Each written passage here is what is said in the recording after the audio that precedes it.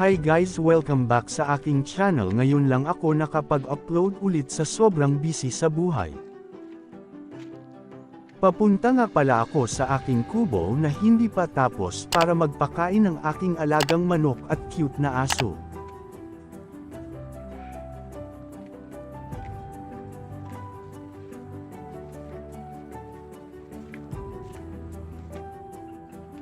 Sobrang taas ng pinagtayuan ng aking kubo kay hihingalin ka talaga pag nasa tuktok ka na.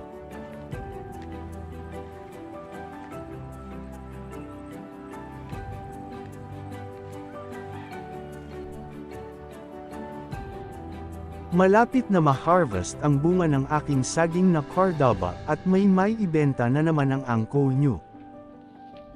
Tamang tanim lang ng saging kapag makabenta na tayo, may pambili na tayo ng banana Q.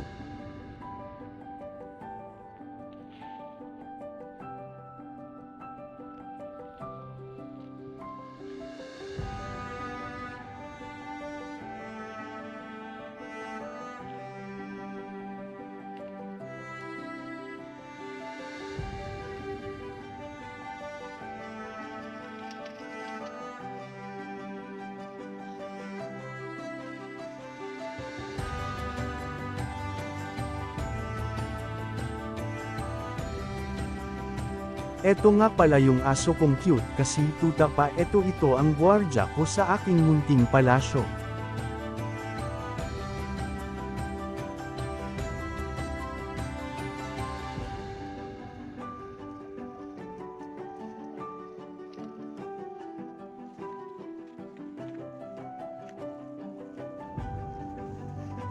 Pansinin nyo yung pintuan ng kubo ko, galing pang China yan, hihihi.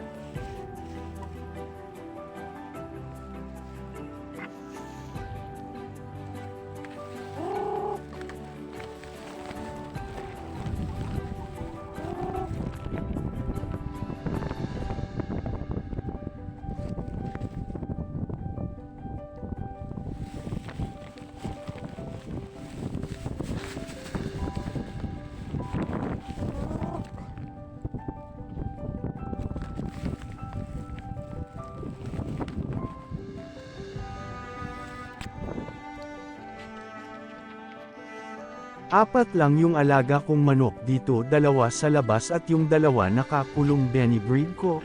Gagawa pa ako ng kulungan para madala ko lahat ng manok ko dito na andan pa sa ibaba. Eto yung dalawang manok ni Benny breed ko, actually as of this recording 11 na ang itlog ng inahin ng manok na ito. Sa magtatanong kung anong lahi ng manok ko, yung babae may lahing Rhode Island Red at yung lalaki naman hindi ko alam kasi binigay lang sakin yan, siguro may lahing Potto iyan, hihihi. Crossbreed nga pala yang inahin na yan kaya hindi red.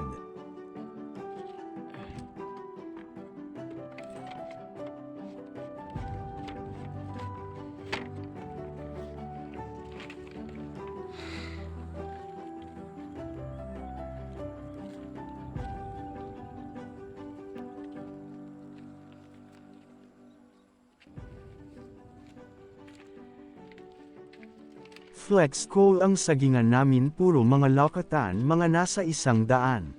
And still on the process of planting.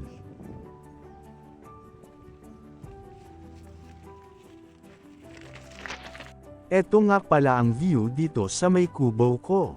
Ang ganda, di ba? Talagang makakalimutan nyo na hiwalay na pala ang Katniel, huhuho.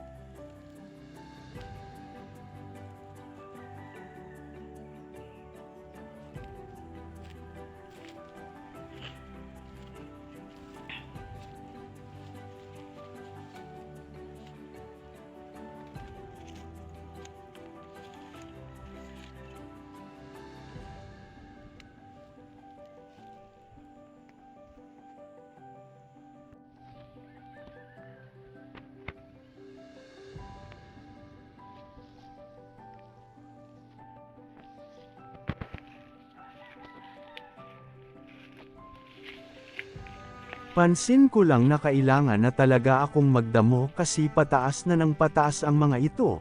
Mangangati na naman ako nito pero okay lang may cut ialis pa naman ako hihihi.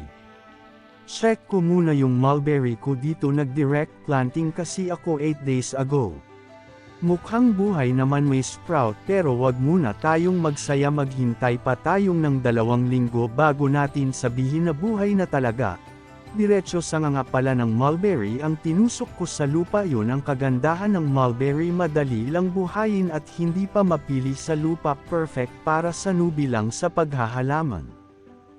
Salamat sa inyong panunood at kakatok ako sa mga puso nyo na tulungan akong maka 1K subscriber para may share ko sa madami ang aking kaalaman sa paghahalaman.